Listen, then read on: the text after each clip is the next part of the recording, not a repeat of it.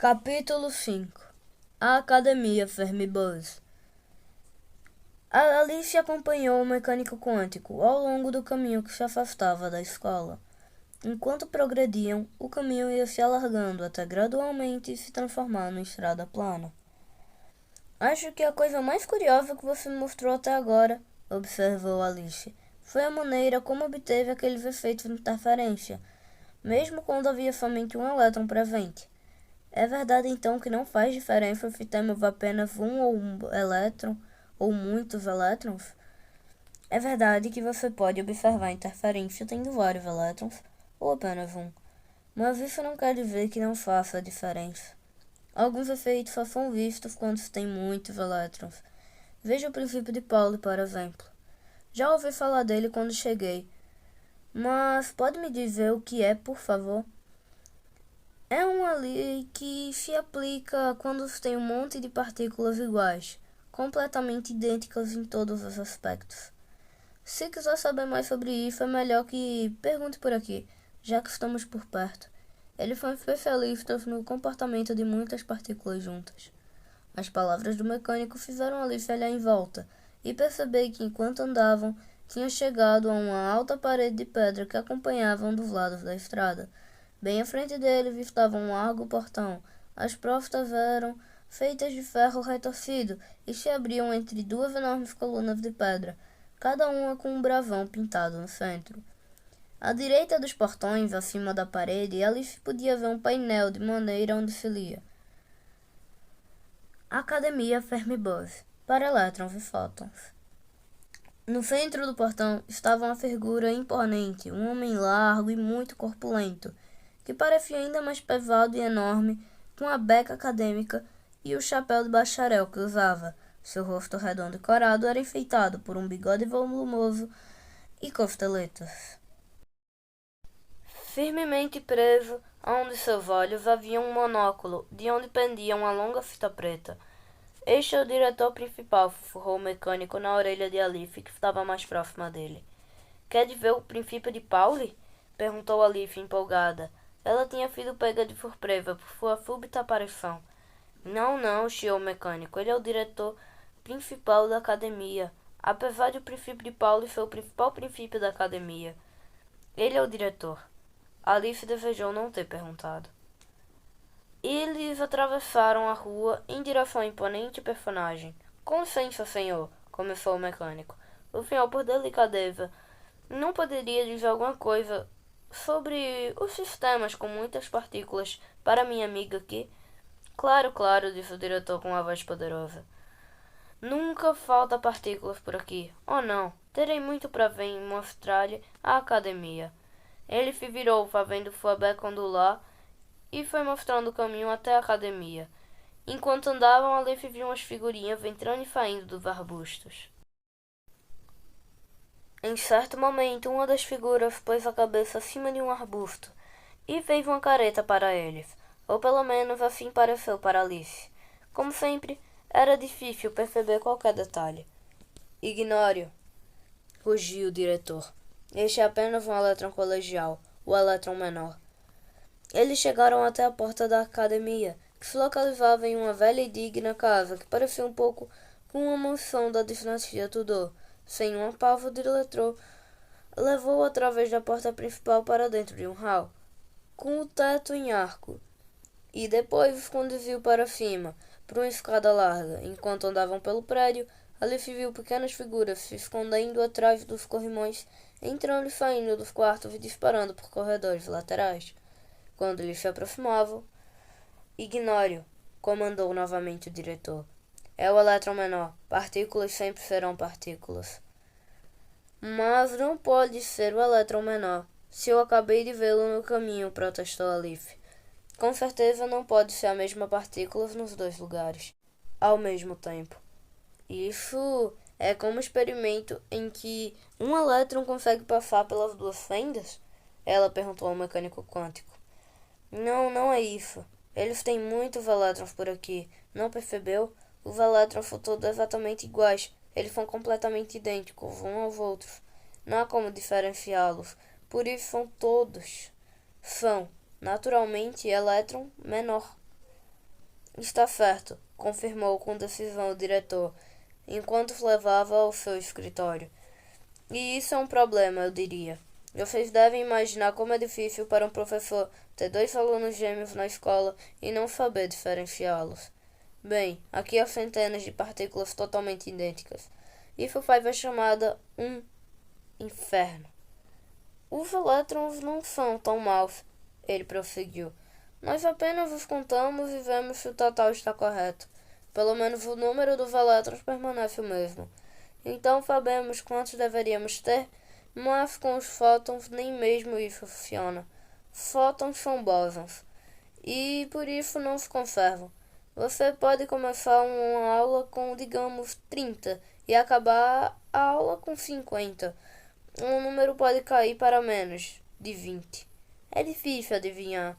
Isso dificulta muito a vida dos empregados da escola. Alice notou uma palavra desconhecida na sua observação. Será que podíamos explicar isso? Ela disse esperançosa. Poderia me dizer o que é um bóson? O diretor ficou ainda mais vermelho do que estava antes de falar com o mecânico. Acho que é melhor levá-la à aula de fatos da simetria para iniciantes. O que acha? Isso lhe explicaria tudo sobre bósons e férmions. Certíssimo, respondeu o mecânico. Vem, Alice. Acho que me lembro do caminho. Andaram por um corredor até chegar a uma sala bem na hora que a aula estava começando. Atenção, por favor, disse o professor. Como sabem, todos vocês elétrons são idênticos uns aos outros. Assim como todos vocês, os fótons. Isto quer dizer que não há como saber quando dois de vocês mudaram de lugar. Para um observador, vocês poderiam ter mudado de lugar. E, é claro, mudaram, até certo ponto.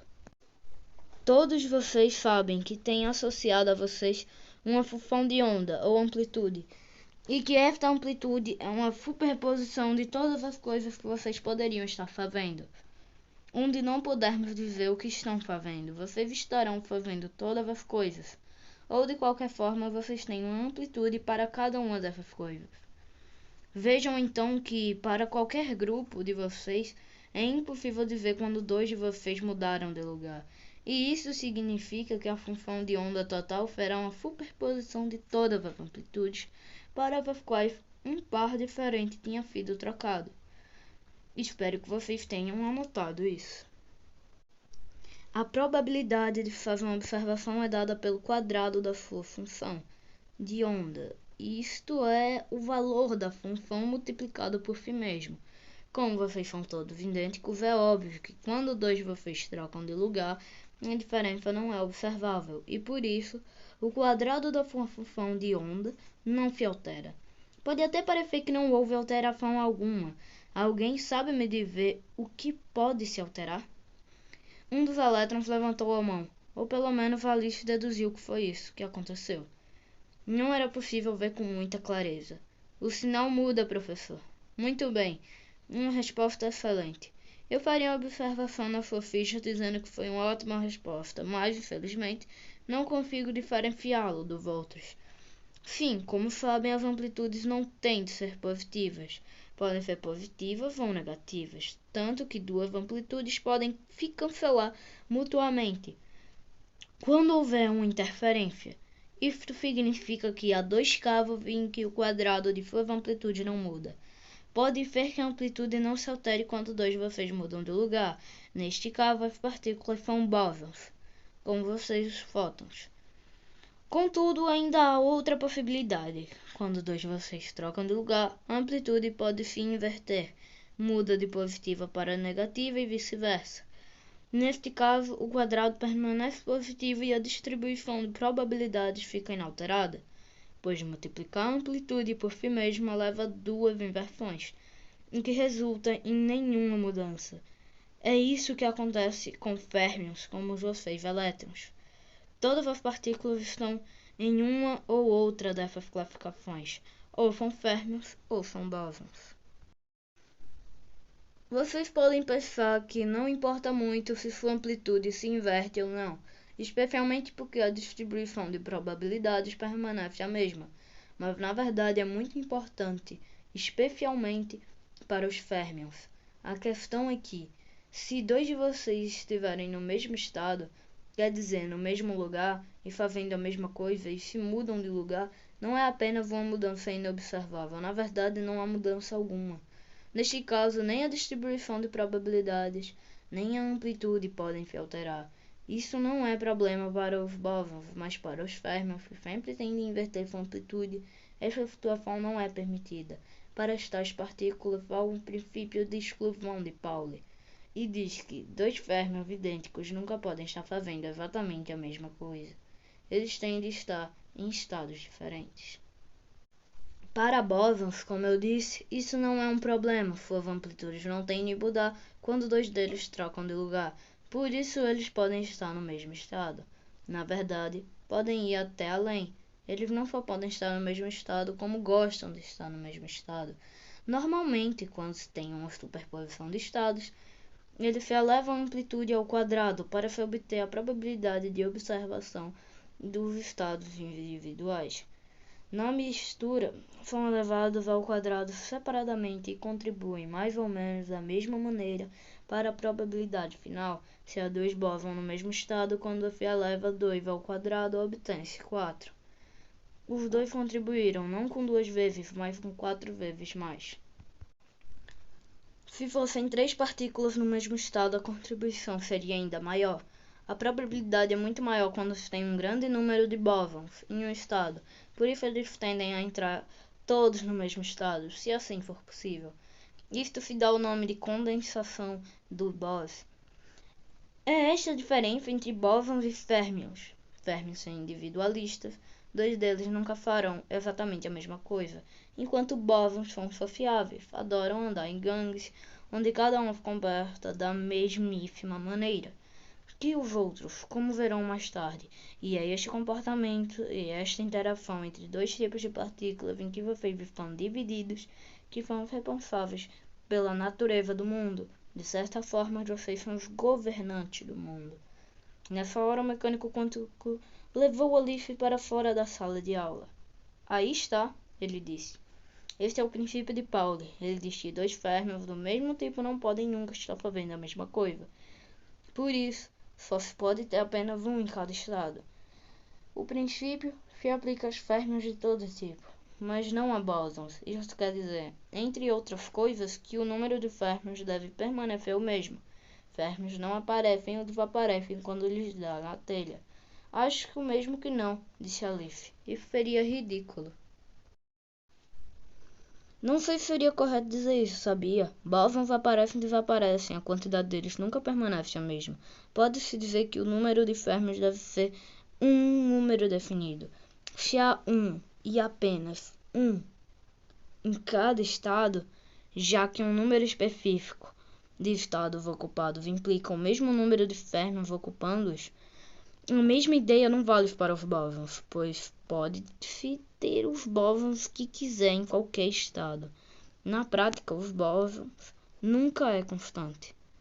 Se olhar por essa janela, ele disse de repente, enquanto andavam, verá bem a diferença entre bósons e férmions. Alice olhou para a janela e viu que um grupo de elétrons e fótons estava fazendo teste no gramado da academia. Os fótons estavam indo muito bem, girando para um lado e para o outro em sincronia perfeita, sem nenhuma diferença entre nenhum deles.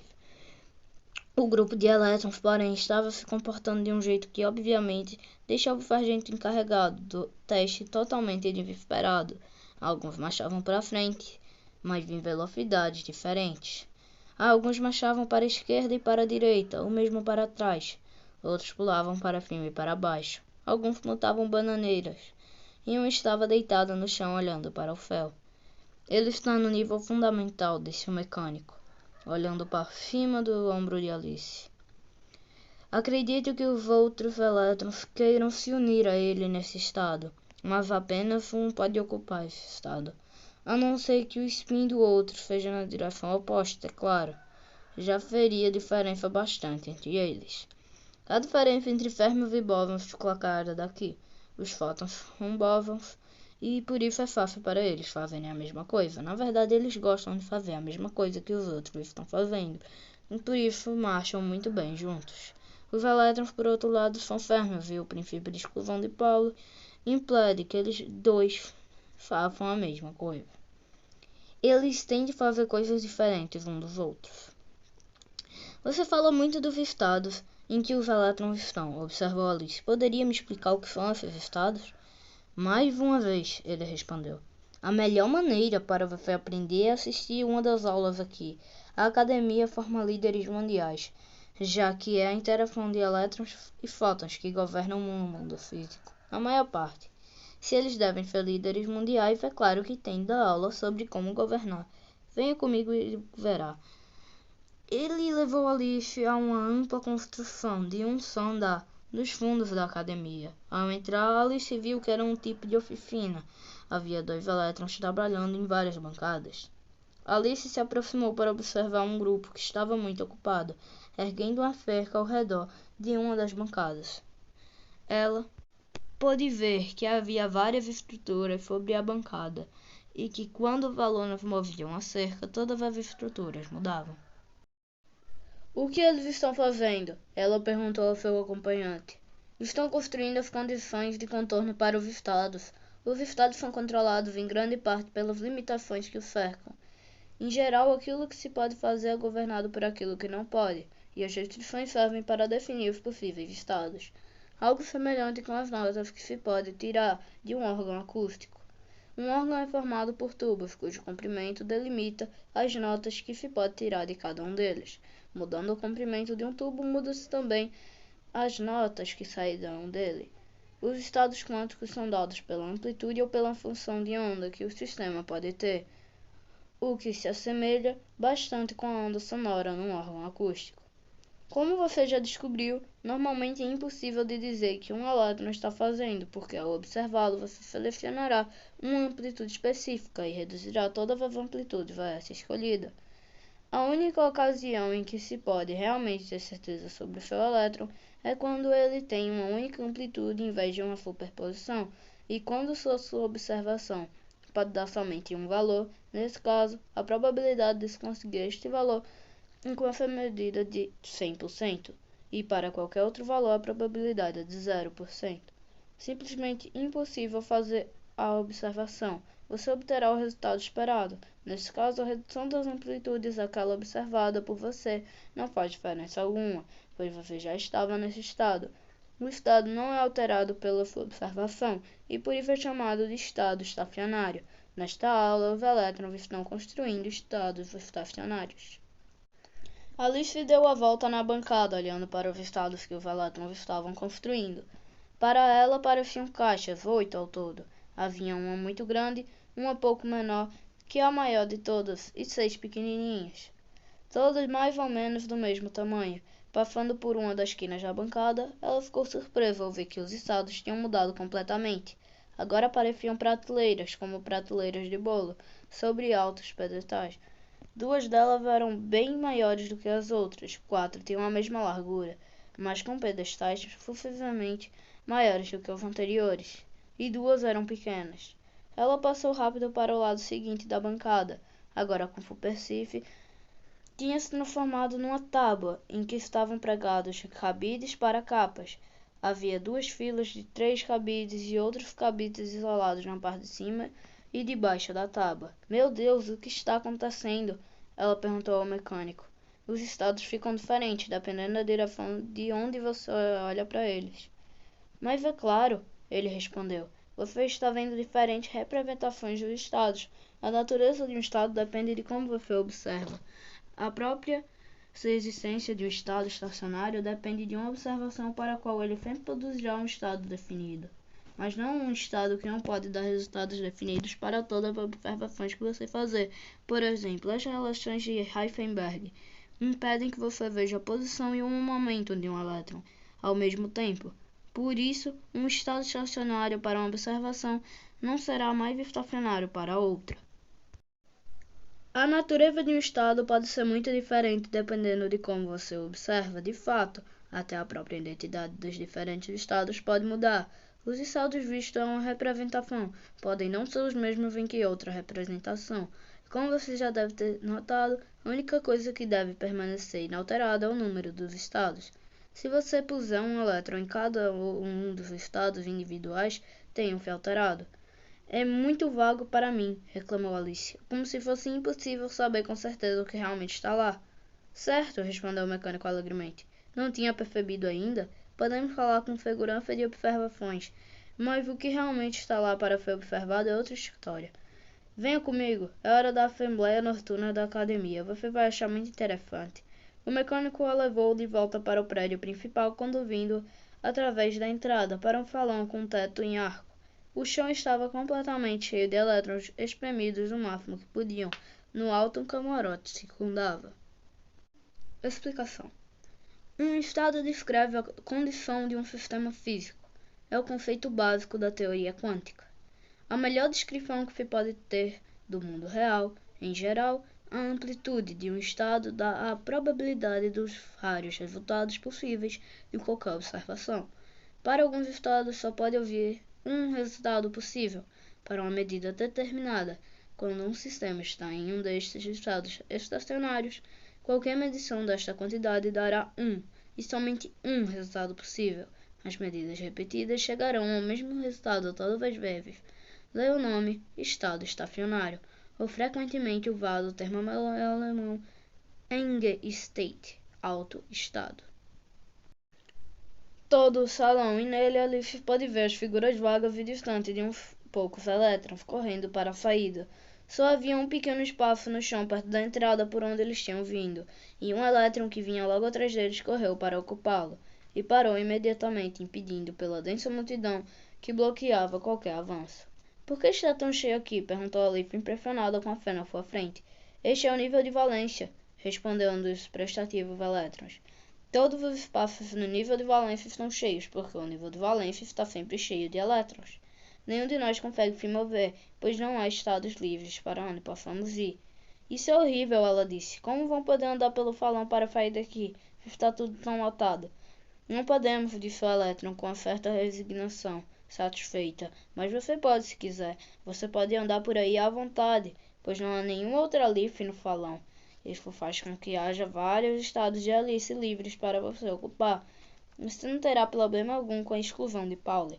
Apesar de achar tudo muito estranho, Alice começou a forçar caminho por entre a multidão compacta e percebeu assim como havia quando tentou entrar no vagão lotado na estação de trem, que por alguma razão ela conseguia se mover sem nenhum impedimento.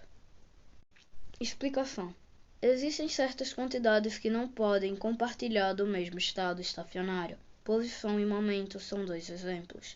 Se você tem um alto estado que dá o valor definido para a posição de uma partícula, a medida de seu momento pode resultar em qualquer valor.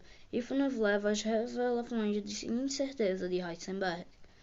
Havendo uma mistura de estados que correspondem a diferentes valores para a posição, a medição para a posição pode resultar em qualquer um dos valores adequados. A posição se tornou incerta, apesar de agora a dispersão de valores de momento pode ser reduzida. Essa dispersão não é causada por técnicas de medida deficientes. Ela é inerente ao estado físico.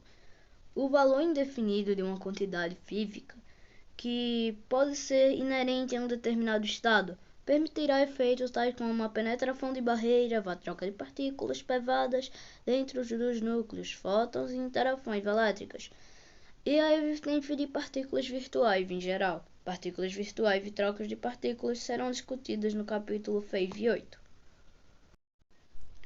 Alice atravessou a multidão de elétrons em direção a um tablado no lado oposto do salão.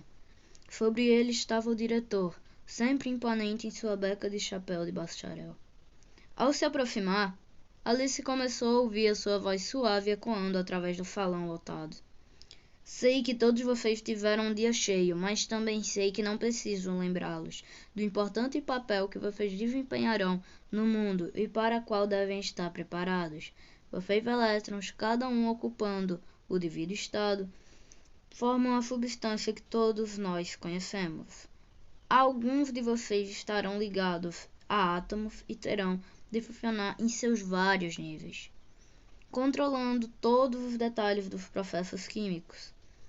Alguns de vocês, talvez, encontrem seu lugar em um sólido cristalino, Lá estarão relativamente livres de qualquer ligação a qualquer átomo em particular e poderão se mover até onde o princípio de Pauli e seus colegas elétrons permitirem. Pode ser que vocês sejam destinados a comprar uma banda de condução, onde poderão se movimentar livremente e onde será seu dever correr de um lado para o outro, carregando suas cargas elétricas como parte de uma corrente elétrica. Por outro lado, pode ser que acabem numa banda de valência, dentro de um sólido. Talvez se sintam presos lá, onde não haverá estados livres para vocês entrarem. Não se desencorajem, nem todo elétron pode estar nos estados de energias mais altos, e lembre-se, os estados mais baixos também devem ser preenchidos. Já vocês, os fótons, são os animadores e agitadores. Sozinho, os elétrons permaneceriam complacentemente em seus devidos estados, e nunca nada seria realizado. É seu dever interagir com os elétrons o tempo todo e produzir as transições entre os estados, as mudanças que fazem as coisas acontecer. Nessa altura do discurso do diretor, Alice se deu conta das formas brilhantes de fótons correndo através da multidão de elétrons e dos flashes ocasionais vindo de diferentes partes da sala. Ela se virou para ver o que estava acontecendo. Era difícil ver muito longe, pois ela estava cercada por muitos elétrons. Que droga! Alice não conseguiu evitar o comentário ao se deparar com todas as figuras cativas, presas em posições fixas pela multidão, que elas próprias formavam. Será que não há jeito nenhum de ninguém se mover? Só se formos excitados até um nível mais alto, uma voz respondeu. Alice não conseguiu ver quem tinha falado, mas isso não importa. Ela pensou consigo mesma. Já que eles são todos o mesmo, deve ter sido o mesmo de sempre, que falou comigo. Nessa hora apareceu um flash próximo, e Alice viu que um fóton veio correndo através da multidão e acertou um elétron em cheio. O elétron foi subindo e chegou até o camarote, de onde partiu em disparada para a porta de saída. Alice estava prestando tanta atenção ao elétron em retirada que não viu outro fóton correndo em sua direção. Houve um flash e ela fingiu que estava flutuando. Quando olhou em volta, viu que estava no camarote, olhando para a massa de elétrons lá embaixo. Deve ser isso que os elétrons querem dizer, com ser excitado até um nível mais alto. Não acho que seja assim tão estimulante, mas ao mesmo há muito mais espaço aqui.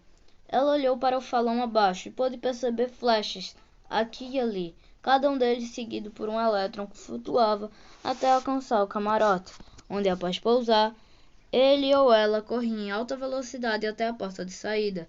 Um deles pousou no camarote bem perto de onde Alice estava. Ela olhou para baixo e viu um pequeno buraco com forma de um elétron no lugar onde eles estavam antes de levitar. Era visível, é claro, pois a cor do chão contrastava firmemente com a massa de elétrons compactados que cobria toda a superfície do salão. Observando esse espaço, ela viu outro elétron, que espertamente ocupava o espaço que tinha acabado de ser criado. Apesar de não poder avançar mais dali onde estava, no lugar onde esse elétron estava, porém, havia agora outro buraco, que foi logo ocupado por um outro elétron que tinha recentemente chegado. Que curioso, pensou Alice. Já me acostumei a ver elétrons, mas não esperava ver a presença de nenhum elétron tão claramente. Ela observou com interesse o movimento ao longo do camarote do elétron que tinha se elevado para criar o buraco original. Era compensado pelo movimento do buraco em forma de elétron, que avançava progressivamente em direção à porta por onde havia entrado. Quando tanto o elétron quanto o buraco haviam saído de seu campo de visão, Alice caminhou ao longo do camarote para a porta de saída. Ela achava que já havia ouvido bastante a fala do diretor. Passando pela pequena porta, Alice viu em um grande corredor, esperando por ela, ao outro lado da porta, estava um mecânico quântico. Gostou? Ele perguntou. Gostei muito, obrigada, ela respondeu com educação. Era isso que achava que esperavam dela. Foi muito interessante ver o diretor conduzindo a assembleia. Você disse, principiou o mecânico, mas eram os elétrons que estavam conduzindo, uma vez que todos foram excitados até o nível de condução. Todos os elétrons têm uma carga elétrica. Como você sabe? Por isso, quando se movimentam, criam uma corrente elétrica. A carga que carregam é negativa, o que faz com que a corrente elétrica flua na direção oposta ao movimento dos elétrons. Mas isso não tem tanta importância. Se todos os estados que um elétron pode alcançar já não estiverem cheios de elétrons, como o nível de valência, não pode haver nenhum movimento, e você acaba ficando como um isolante elétrico. Todos os elétrons e suas cargas ficam presos em suas posições, e por isso não pode haver corrente elétrica. Nesse caso, só é possível obter uma corrente quando há transferência de elétrons para o nível de condução vazio, onde terão bastante espaço para se moverem livremente. Então, obtém-se uma corrente produzida tanto pelos elétrons quanto pelos buracos que eles deixam atrás deles. Mas como pode um buraco criar uma corrente? Protestou Alice. Um buraco é uma coisa que nem está lá. Primeiro, você concorda que quando os elétrons estão todos presentes no nível de valência mais baixo, eles não podem se mover, e então não há corrente? Perguntou o mecânico. A corrente seria mesmo exatamente como se os elétrons carregados negativamente não estivessem presentes. Sim, concordou Alice, parecia bem razoável. Então deve admitir que quando há um elétron a menos, a corrente parecerá com aquela que ocorre quando há menos do que nenhum elétron. O buraco no nível de valência age como se fosse uma carga positiva. Você viu como o movimento do buraco em direção à porta era causado pelos elétrons que davam um passo adiante, na direção oposta. A corrente elétrica gerada por elétrons negativamente carregados se afastando da porta é a mesma que aquela produzida por uma carga positiva se dirigindo para a porta. Como eu disse, os fótons produzem uma corrente tanto a partir dos elétrons que põem na banda condutora, quanto dos buracos que deixam para trás. Os fótons parecem ser um baita incômodo para os elétrons, observou Alice, já querendo mudar de assunto. Bem, eles certamente são imperativos, mas ao mesmo tempo são naturalmente brilhantes. É como o diretor diz, partículas serão sempre partículas. Neste momento, alguns deles devem estar estimulando elétrons no alojamento. Desculpe-me, disse Alice, mas você não quer dizer provocando? Tenho certeza de que foi essa palavra que ouvi sendo usada para descrever trotes de alunos. É provocando ou estimulando? Venha ver. Eles continuaram pelo corredor até chegar numa porta. O mecânico abriu e entrou. Alice o acompanhou. Eles estavam no quarto comprido com beliches alinhados ao longo das paredes. Alice viu que muitas das camas de cima dos beliches estavam ocupadas por elétrons, mas as de baixo estavam vazias. Em sua maioria, né? Às vezes é mais fácil vê-los na cama de cima do que nas de baixo, observou o mecânico. É o que se chama de inversão de população. Só quando eles estão assim que a estimulação laser pode ocorrer. Não durou muito e um fóton apareceu correndo para dentro do quarto. Ele correu para um dos beliches e colidiu com um dos elétrons que ocupavam uma posição elevada. Com um baque, o elétron foi lançado para a cama de baixo, e Alice se espantou ao ver que agora havia 2 fótons correndo pelo quarto. Eles se mexiam com tamanha sincronia que pareciam ser um só. Esse é um exemplo de emissão estimulada, murmurou o mecânico dentro do ouvido de Alice. O fóton fez com que o elétron fizesse uma transição para um nível mais baixo, e a energia liberada criou outro fóton. Veja agora como acontece a estimulação laser. Os 2 fótons corriam num extremo ao outro do quarto. Um deles colidiu. Viu os fótons interagindo com mais elétrons, produzindo ainda mais fótons. Vez ou outra ela via um fóton se chocando com um elétron que já estava na cama de baixo e de um dos beliches. Quando isso acontecia, o elétron disparava para a cama de cima e o fóton desaparecia. Mas, como desde o começo havia muito poucos elétrons na cama de baixo, esse era um fato não muito frequente. O quarto logo estava tomado por uma ordem de fótons idênticos, todos correndo de um lado para o outro em perfeita sincronia. Havia agora tantos elétrons na cama de baixo quanto nas de cima, o que fazia com que a probabilidade de um elétron ser excitado até uma posição mais elevada com a perda de um dos fótons fossem as mesmas de um possível rebaixamento. Com a criação de um novo fóton, O fluxo de fótons adentrou pela porta no fim do alojamento e percorreu o corredor alinhado e unido como um feixe de luz corrente. Antes que chegassem à metade do corredor, os fótons se chocaram com o copo grande e pesado do diretor, que andava em direção a eles. Ele parou imediatamente, fazendo sua presença ser sentida plenamente, e abriu as abas de sua beca, uma para cada lado, mostrando seu corpo denso e negro e bloqueando totalmente o corredor. Os fótons atingiram um material escuro, como tinta, e desapareceram completamente. O diretor ficou onde estava por um momento, aparentando calor e enxugando suor de seu rosto corado com um lenço. Não vou tolerar esse comportamento, bufou. Já avisei que qualquer fóton que haja dessa maneira será imediatamente absorvido. É um trabalho quente, porém, pois a energia liberada tem que ir a algum lugar, e normalmente acaba transformada em calor. Com licença, disse Alice, poderia me dizer onde foram todos aqueles fótons? Não foram a lugar nenhum, minha cara. Eles foram absorvidos. Não existem mais. Puxa vida, que tragédia! Exclamou Alistair, sentindo pena dos pobres fótons que desapareceram tão abruptamente. Nada disso. Faz parte da vida de uma partícula, não conservada. Os fótons são assim. Vêm fácil e vão fácil. Estão sempre sendo criados e destruídos. Não é nada muito sério. Aposto que para um fóton deve ser, replicou Alice. Eu não teria tanta certeza assim. Não acho que faça muita diferença para um fóton o tempo que ele parece existir. Para nós, eles viajam à velocidade da luz, pois afinal eles são a luz.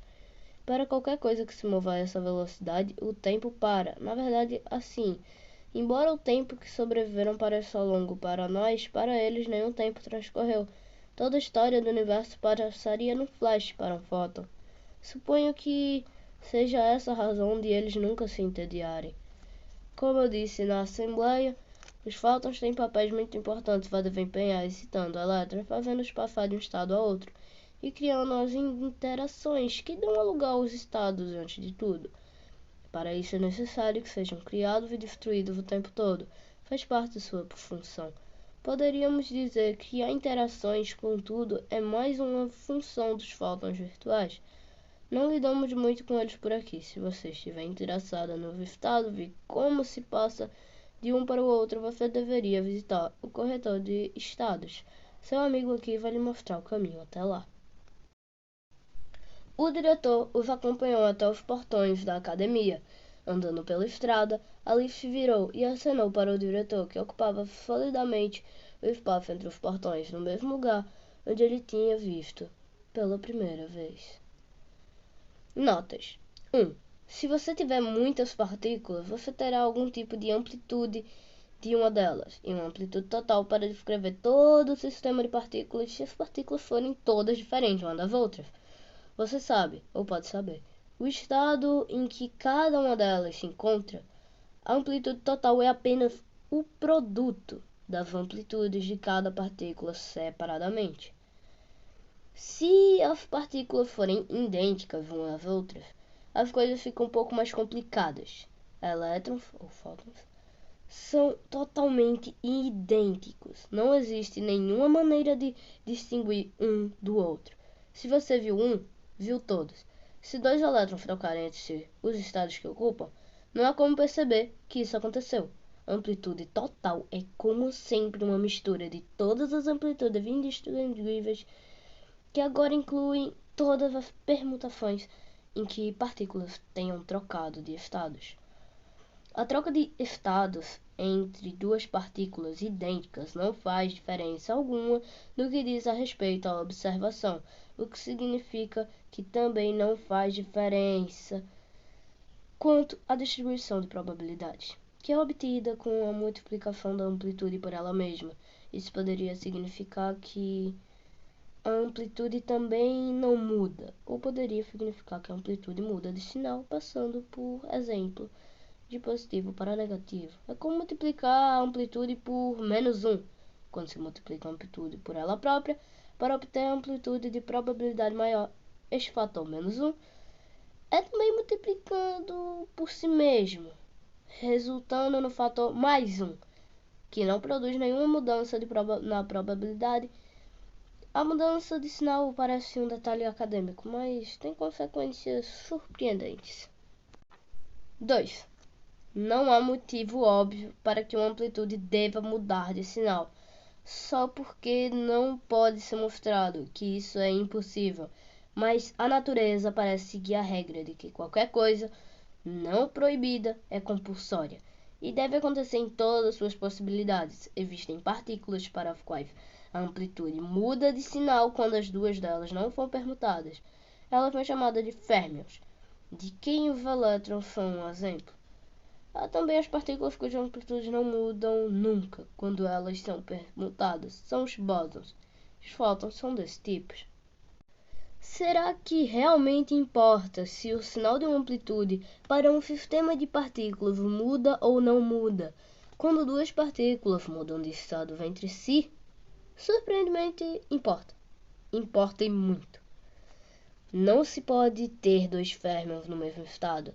Se dois bósons estiverem no mesmo estado e você fizer com que troquem de lugar entre si, realmente não fará diferença alguma. Pode ser que nem o sinal mude. Tais amplitudes não são permitidas para férmions. Isso é um exemplo do princípio de Pauli, que diz que dois férmions não podem nunca estar no mesmo estado. Férmions são individualistas extremados. Dois deles nunca se harmonizam plenamente. O princípio de Pauli é extremamente importante e vital para a existência dos átomos e da matéria, como a conhecemos. Bósons não obedecem ao princípio de Pauli. Muito pelo contrário. Na verdade, se cada partícula estiver em um estado diferente, você levar ao quadrado a amplitude total para calcular distribuição de probabilidades para as partículas, cada uma delas contribuirá com a mesma quantidade para a probabilidade total. Se duas partículas estiverem no mesmo estado e você elevar isso ao quadrado, você obterá uma contribuição 4 vezes maior de apenas duas partículas. Cada uma contribui proporcionalmente mais, o que faz com que cada uma apresentasse em estados diferentes. 3 ou 4 partículas no mesmo estado são uma situação ainda mais provável e assim por diante. A probabilidade crescente de se ter muitos bósons no mesmo estado dá origem ao fenômeno da condensação de bósons. Os bósons gostam de ficar juntos no mesmo estado. Eles são facilmente liderados e inerentemente gregários. A condensação de bósons é vista, por exemplo, na operação de um raio laser. 3. Forças elétricas que envolvam elétrons podem operar para manter átomos juntos, como discutido no capítulo 7, mas não dão origem a nenhuma força de repulsão que possa separar os átomos. Por que então os átomos mantêm uma distância razoavelmente uniforme entre si? Porque os sólidos não são comprimíveis. Porque os átomos não podem ser empurrados um para dentro do outro, fazendo que um bloco de chumbo fique como um objeto muito pesado de tamanho atômico. Novamente, é uma consequência do princípio de Pauli, que diz que dois elétrons não podem estar no mesmo estado. Porque os átomos de um determinado tipo são todos iguais, cada um deles tem a mesma gama de estados, mas isso não se põe aos elétrons equivalentes de cada átomo no mesmo estado. Isso não é proibido. Na verdade, os átomos estão em posições diferentes, e por isso os estados são ligeiramente diferentes. Se você pudesse superpor os átomos, então os estados seriam o mesmo. E o princípio de Pauli proíbe isso. Os átomos são mantidos separados por aquilo que se chama a expressão de Fermi, que é na verdade a recusa intensa dos elétrons de um átomo de serem os mesmos que os do seu vizinho. A matéria é incomprimível por causa do individualismo extremo dos elétrons. 4. Em um sólido, os estados eletrônicos dos átomos individuais se combinam para formar um grande número de estados eletrônicos que pertencem ao sólido como um todo. Esses estados são agrupados em bandas de energia quase contínuas em correspondência com as separações maiores dos níveis de energia dos átomos individuais. Existem intervalos nas bandas de energia do sólido. As bandas ficam mais baixas, ficam mais cheias de elétrons vindo dos níveis mais baixos do átomo. A mais alta dessas bandas cheias de elétrons é chamada de banda de valência, e acima dela, separada por um intervalo de banda que não contém estado algum, está outra banda, banda de condução. Essa banda ou fica completamente vazia ou, no máximo, parcialmente cheia. Na banda de valência, os elétrons não podem se mover. Qualquer movimento de elétrons exige que eles mudem de um estado para o outro, mas não há estados vazios para onde possam ir. Quando um potencial elétrico é imposto a alguma substância, ele aplica uma força sobre os elétrons da banda de valência, mas eles não podem se mover.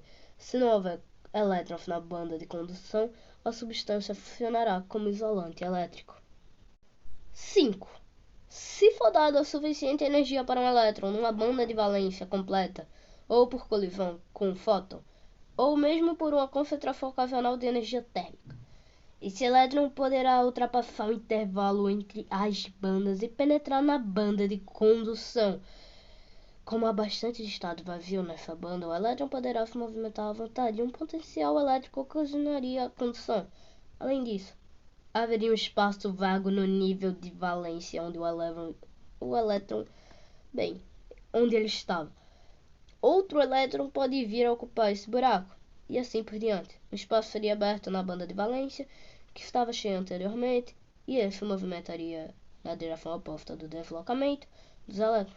Esse buraco, ou espaço vazio, comporta-se como se fosse uma partícula com carga positiva. Essa é a descrição do comportamento dos materiais semicondutores, como o silício, amplamente usado na eletrônica.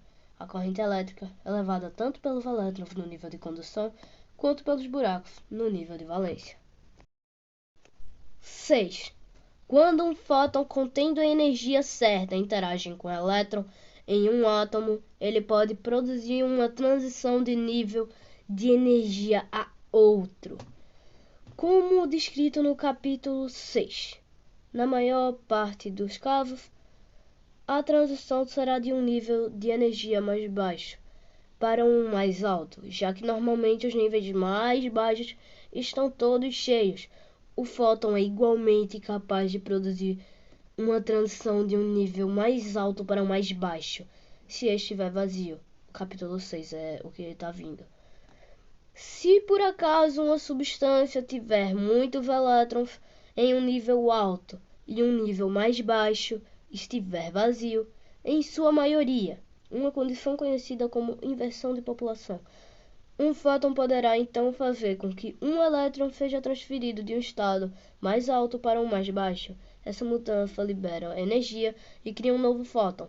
Além daquele que causou a transferência, esse fóton pode, por sua vez, induzir mais elétrons a se transferirem para níveis mais baixos. Em um laser, a luz produzida é refletida de um lado para o outro por espelhos colocados nas extremidades de uma cavidade, produzindo mais emissões de fótons cada vez que atravessa a substância. Um pouco dessa luz escapa através dos espelhos, que não são refletores perfeitos, produzindo um feixe de luz intenso e estreito. A luz laser, porque os fótons são emitidos em resposta direta aos fótons já presentes. A luz é toda em compasso ou em fase e tem propriedades únicas para produzir efeitos de interferência em larga escala, como se pode ver em hologramas. Nem todo holograma precisa de luz laser, mas ela ajuda.